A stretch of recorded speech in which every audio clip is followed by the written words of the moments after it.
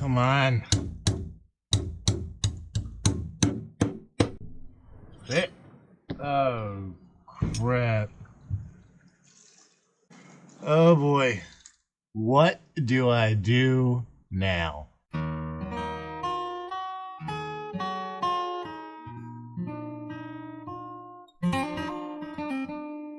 What's going on, guys? G2 here. Welcome back to the channel. And yeah, Houston, we have a problem. We just cracked off one of the ears to our trigger guard where our roll pin goes, and this unfortunately is something that will happen to you at some point.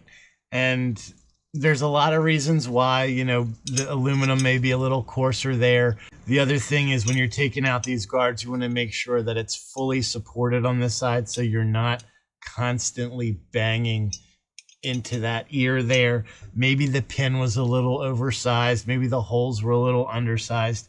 There's a lot of things that can happen, and this can be catastrophic to an AR builder. How do you even go about fixing this, right? So let's take our trigger guard out.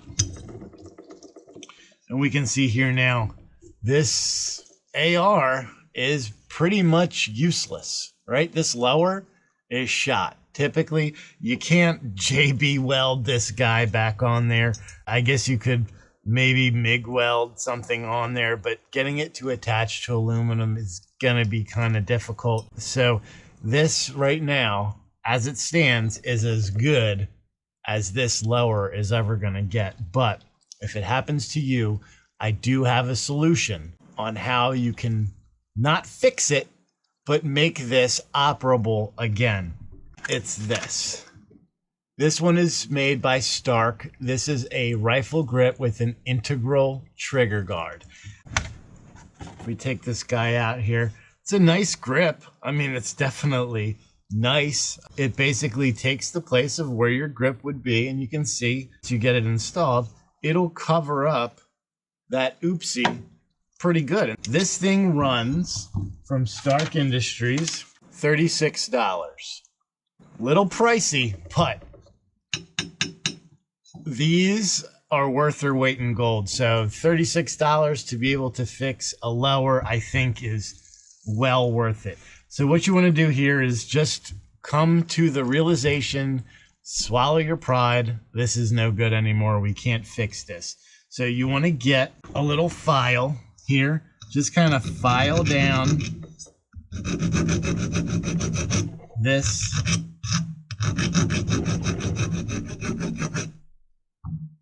trigger guard little spot. You don't want it to be rough, so just get that file, smooth it out. So once we've cleaned it up, we've got this nice and smooth. You have a couple options here. You can see when we put this grip on, you can still kind of see that aluminum. You can color it in black spray paint. If you want to go really fancy, you can get some Aluma Black.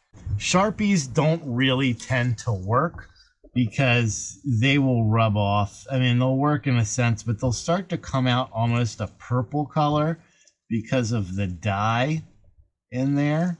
So you can try a Sharpie. I wouldn't suggest it. I would say go with the spray paint. Just kind of get a Q-tip, dab it on there, but you can see how that's kind of starting to turn a little purple. Plus, it'll just rub off. So it's definitely not a long-term solution. So what we're gonna do is we're gonna get some good old black spray paint. I like to spray it on plastic as opposed to directly on this, so I can control where I'm gonna put the paint. Plastic does not absorb, so it won't dry out. I'll have a little bit more working time than normal.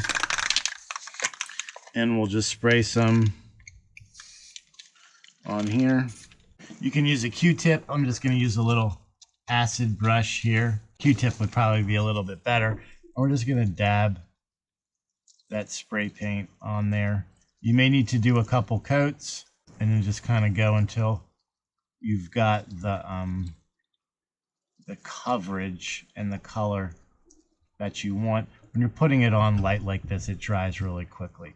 All right, so with it dried, you can see not too noticeable here.